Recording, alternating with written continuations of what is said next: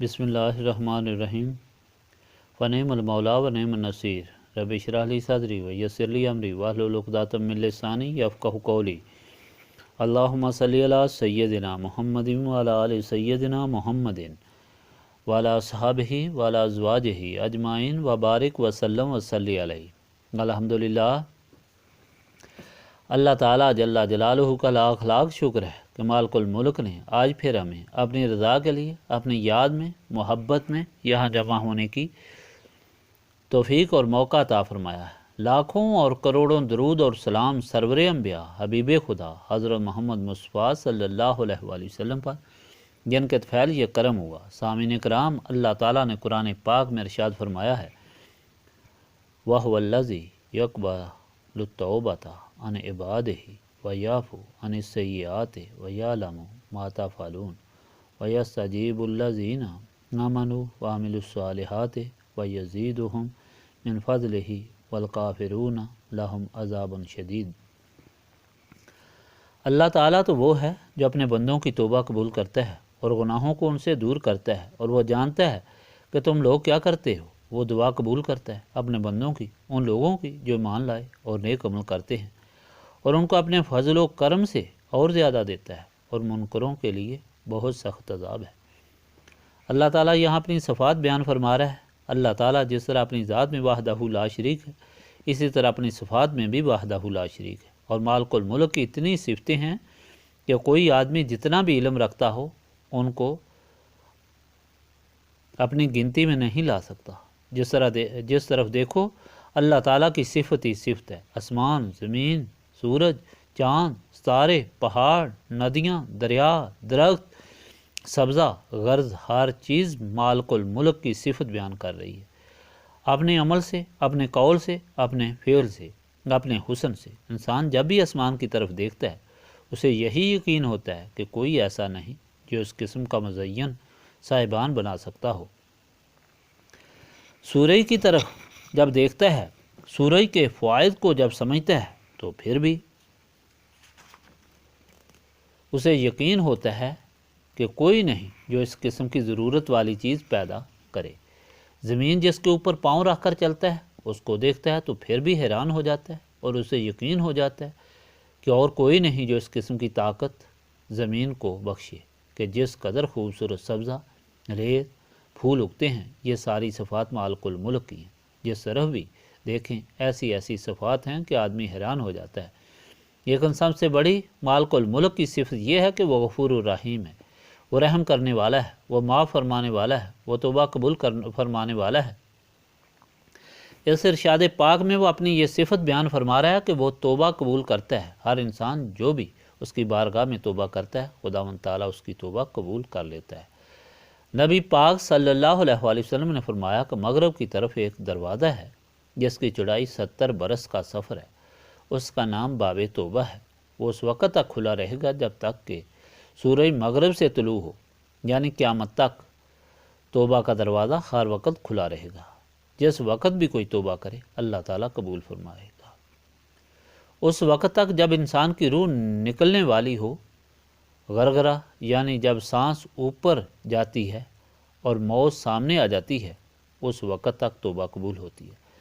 حدیث شریف میں آیا ہے کہ حضرت ابو موسیٰ اشعری سے روایت ہے کہ نبی پاک صلی اللہ علیہ وآلہ وسلم نے فرمایا کہ اللہ تعالیٰ رات کے وقت اپنی رحمت کا ہاتھ پھیلا کر رکھتا ہے کہ دن بھر کی برائیاں کرنے والا جو ہے وہ توبہ کرے اور اس کی توبہ قبول کی جائے، پھر دن کو اپنی رحمت کا ہاتھ پھیلا دیتا ہے تاکہ رات بھر برائیاں کرنے والا توبہ کرے اور اللہ تعالیٰ اس کی توبہ قبول فرمائے۔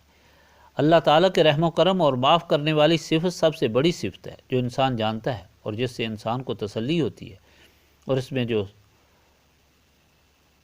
اس میں حوصلہ پیدا ہوتا ہے۔ لیکن اس توبہ کی بھی کوئی شرط ہے۔ اگر انسان اس نیت سے گناہ کرے کہ کوئی بات نہیں، یہ تو اللہ تعالیٰ نے وعدہ کیا ہوا ہے کہ انسان گناہ کرے اور توبہ کرے تو میں معاف کرتا ہوں، اس لیے میں گناہ کرتا ہوں اور بعد میں توبہ کر لوں گا، تو یہ مالک الملک کا جو رحم و کرم ہے اس کے ساتھ مذاق ہے۔ ایسے آدمی کی توبہ قبول نہیں ہوتی۔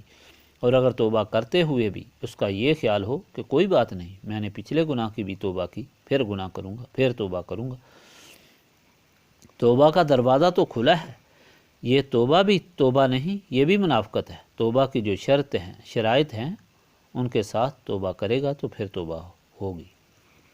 مسجد نبوی میں ایک مرتبہ ایک عرابی آیا، اس نے نماز پڑھی، نماز پڑھنے کے بعد اس نے دعا کی، الہی میں تیرے سامنے توبہ کرتا ہوں، استغفار کرتا ہوں۔ تو حضرت علی رضی اللہ تعالیٰ عنہ دیکھ رہے تھے، انہوں نے فرمایا شخص زبان سے توبہ کرنا اور جلدی کرنا یہ توبہ نہیں ہوتی۔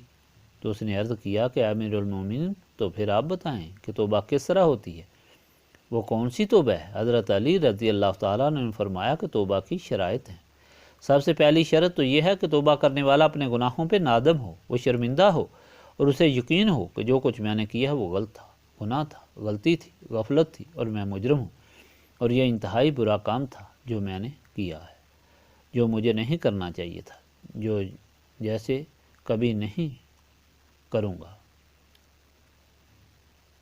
اگر اس کے دل میں یقین ہو تو یہ پہلی شرط اس کی قبول ہے۔ دوسری شرط کہ جو اس نے گناہ کیا، جو غلطی کی، اس کی قضا ادا کرے۔ تیسری شرط یہ ہے کہ اگر اس نے کسی کا حق دینا ہے اور کسی کے ساتھ اس نے ظلم کیا ہے تو وہ اس کا حق ادا کرے، اس ظلم کا بدلہ دے اور اس سے بھی معافی مانگے۔ چوتھی شرط یہ کہ اس گناہ میں، اس غفلت میں، اس برائی میں اس نے جو کچھ لطف اٹھایا ہے اتنا ہی اپنے آپ کو تکلیف دے اور مصیبت میں رکھے اور اللہ تعالیٰ کی یاد میں مصروف رہے۔ پانچویں شرط یہ کہ جتنا اس غلطی سے، غفلت سے، گناہ سے اپنے نفس کو اس نے پالا ہے اور موٹا کیا ہے اتنا ہی وہ اسے لاغر کرے اور اتنا ہی اسے کمزور کرے۔ چھٹی شرط یہ کہ اس گناہ میں، اس غفلت میں جتنا وہ ہنسا اور جتنی اس نے خوشی کی اتنا ہی وہ اپنے نفس کو رلائے اور غم زدہ کرے۔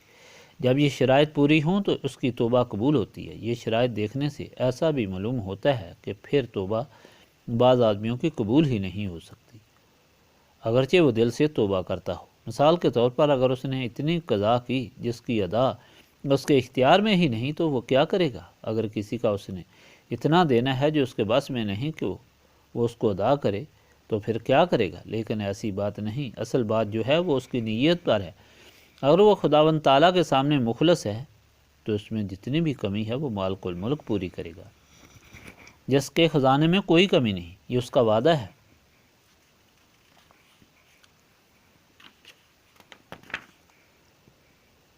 اس کی جتنی بھی باتیں ہیں جو اس کے بس میں نہیں وہ مالک الملک اپنے ذمہ لے لے گا، یہاں تک فرماتا ہے کہ وَيَزِيدُهُم مِّن فَضْلِهِ،